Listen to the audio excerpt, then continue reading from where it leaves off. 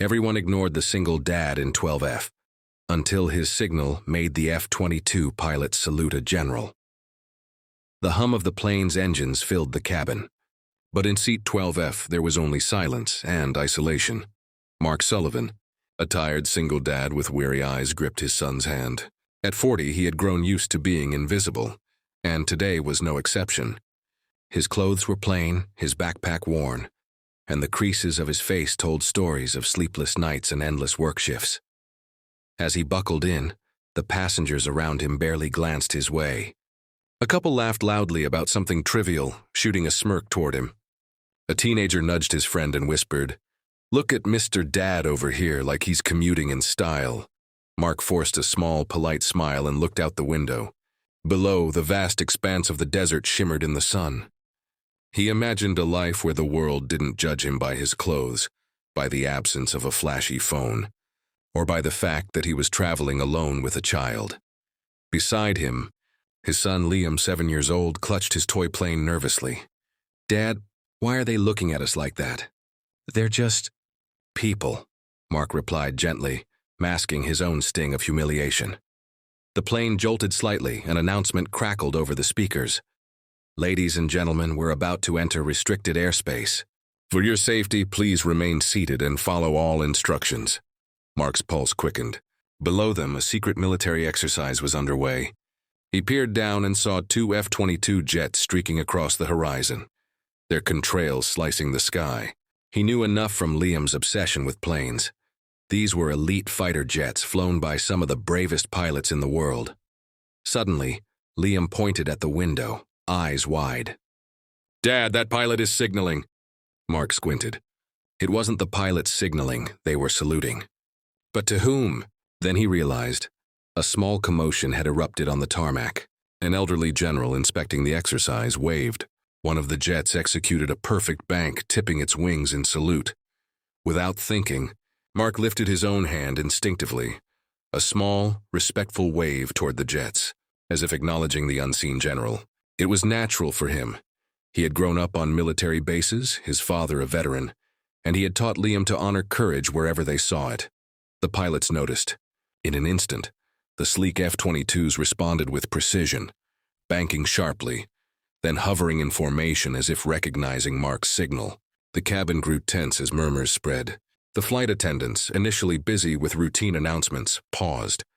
Even the passengers in business class turned, blinking at the spectacle unfolding in the sky. Mark's cheeks flushed. He had done nothing extraordinary, just a small gesture of respect, but the moment transformed. The room no longer saw a tired single dad in worn jeans and a plain jacket. They saw someone who understood courage, honor, and humanity. A little girl in the row ahead whispered to her mother, "Mom, he's like a hero."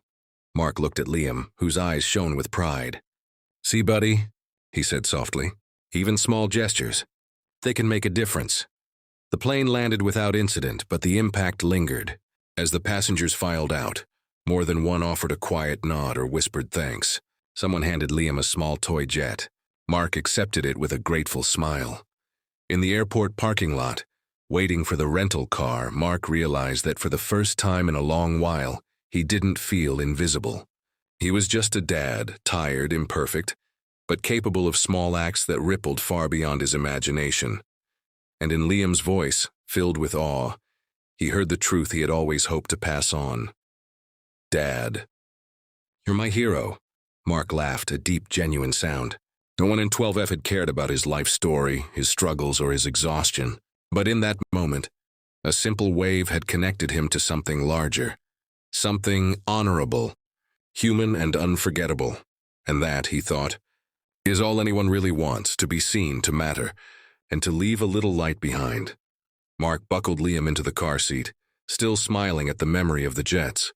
The parking lot was buzzing with travelers, but Mark felt a calm he hadn't known in years. It was as if the small gesture with his hand had lifted an invisible weight. "Dad," Liam said, tugging on his sleeve, "do you think those pilots—" "Do they remember me too?" Mark chuckled. "Maybe, buddy. Maybe they do." They drove through the quiet streets, heading toward their modest hotel. The city lights reflected in the car windows, And for the first time in a long while, Mark allowed himself to imagine a future not defined by struggle, but by moments like this. Small, fleeting yet profound. The next morning, Mark and Liam went down for breakfast. The lobby was buzzing and he tried to keep Liam close. Suddenly, a tall man in a crisp suit approached them. There was something about the man, an air of authority but also warmth. "Mr. Sullivan?" the man asked. Mark blinked. "Yes, do I know you?" "My name is Colonel Harrison," the man said, extending a hand.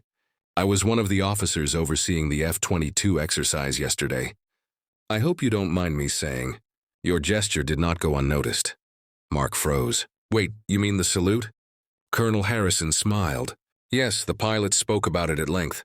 They were impressed by your awareness, your respect. In fact, it sparked quite a conversation. One of them even suggested that we should acknowledge the courage and humility in everyday people. And we wanted you to know, you made an impression." Mark's chest tightened. Recognition had never been part of his world. He had always been the invisible dad, the one quietly doing his best, and now, someone somehow saw him. Before he could respond, Colonel Harrison handed him a small envelope.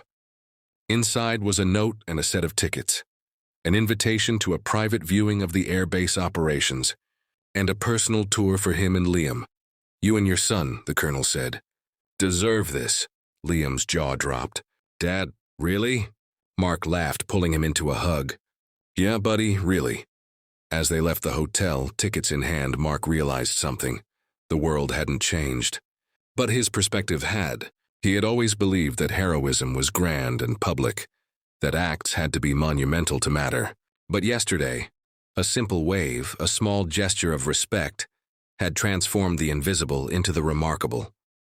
Later, on the airbase, as the jets roared overhead, Liam's eyes sparkled. "Dad, this is amazing." Mark looked at him, seeing the wonder in his son's face. And he knew this was more than a day trip. It was a lesson. That sometimes humanity and kindness are the most powerful signals we can send into the world. Mark smiled, squeezing Liam's hand, and for the first time in a long time, he felt seen, not as a single dad, not as a man trying to survive, but as someone capable of inspiring, touching and connecting with others, even in ways he couldn't yet imagine. And somewhere, above them, the jet streaked across the sky again. A silent salute to the courage in the everyday.